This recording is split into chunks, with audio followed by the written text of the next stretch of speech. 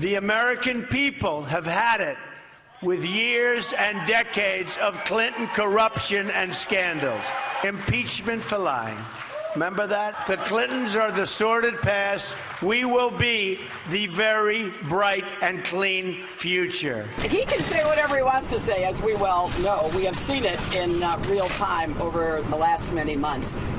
And I'm going to keep running my campaign, talking about what I think the American people are interested in.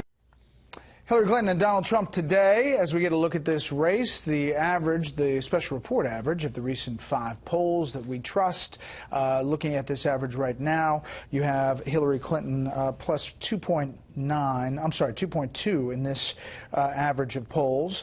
If you look at the places they were today, Hillary Clinton and Donald Trump. First of all, in Iowa, there you see Donald Trump up 5 points in this 4-way race with the Libertarian and the Green Party candidates. And in New Hampshire, you see Clinton up 5.4.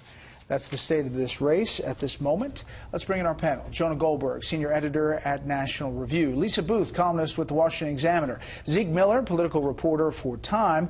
And syndicated columnist Charles Krauthammer. Okay, Jonah, state of the race. I think the state of the race is that Hillary has a very narrow lead, and the polls are very tight, and you go look state by state, they're very tight.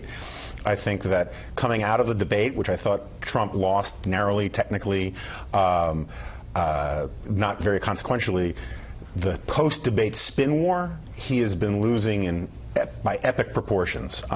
3 days in, he's still arguing about whether he called a Miss Universe fat. It is a very weird lack of discipline and message control coming out. Why is that? What happens there, do you think, Lisa?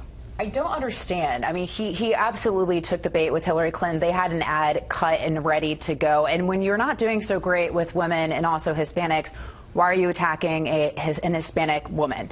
It's certainly not going to help his case. And we saw Donald Trump actually start doing much better in the polls after the conventions when he finally stuck to the issues, when he finally started giving some of these more substantive, nuanced speeches about the issues that Americans actually care about. So it's puzzling why he would sort of go back to what we saw with the cons. In this unnecessary war that he's now waging. However, it's very puzzling. On the stump, he didn't today. He talked a lot about the email investigation and Comey's which is what he should be talking about, absolutely. And the economy and the Clinton problems of the past. So it seems like in interviews he gets drawn out and he answers fully and completely.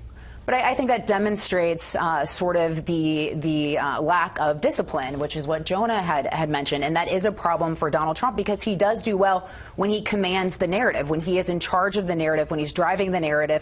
And that is how he puts Hillary Clinton on her heels. I mean, he was able to do that most recently leading up to the debate. So that's where he needs to keep his focus of, staying that message disciplined so that he can keep Hillary Clinton on her heels and he can talk about issues that Americans actually care about. Zeke. I mean, Donald Trump is somebody who's made his entire career about winning. And here he was at the debate night and sort of widely panned performance, probably lost on points, I think, to Jonah's point. Like, it wasn't a blowout, but he lost. And so now 80+ million people, largest debate audience in history, saw him lose. If you looked at the first 30 minutes and you were a Trump supporter, you were probably pretty happy. Yeah, he won those first 30, but then... But it was a 90-minute debate. He took the bait, and it's for him, and he had to make peace with that. And we saw him sort of struggle to see make excuses about the microphone, the bum microphone to, he praised Lester Holt in the spin room, first candidate to go in the spin room that we can remember at least. And then now today saying that Lester Holt was rigging the debate in Hillary Clinton's favor. He's coming up with excuses and then also claiming that he won. It's all kind of bizarre messages. So a lot of it's playing out in the most important real estate on the campaign trail, which is that 1 square foot above the candidate's shoulders. Right. So, Charles, the next debate, not next week we have the vice presidential debate, and then the following week, he's still very close in a lot of these states. We don't know the true impact probably for another couple of days. We have new polls out, by the way, tomorrow, so you want to tune in for that on Special Report. Your thoughts? I don't understand why everybody is surprised of his lack of discipline. I mean, he's been out there for 15 months. He's completely undisciplined. Yes, for about a month he has been led around, shackled, handcuffed by a staff, made to read from the teleprompter. But the minute you let him loose, meaning on the debate stage where there is no prompter, and then immediately after he's reacting, what emerges is his central weakness, vanity. Okay, so we have seen this all along. It doesn't affect his base supporters, but when he's trying to reach out to independents and people who haven't decided, and we should point out there are not that many of them, that's the issue you're saying. Well, I don't know whether his strategy was to go after target audiences. I suspect that that's what his staff was hoping. Trump's strategy is to express himself. He did extremely well in doing that in the primaries. He came out of nowhere. He won. There weren't a lot of people who thought he could. And he trusts himself. I mean, anybody surprised he's continuing the feud with Miss Universe? The worst part was that little interjection about not paying taxes, which he now has to defend as well. Because this is a man who, when he's personally attacked, has to reflexively respond to defend his self-image.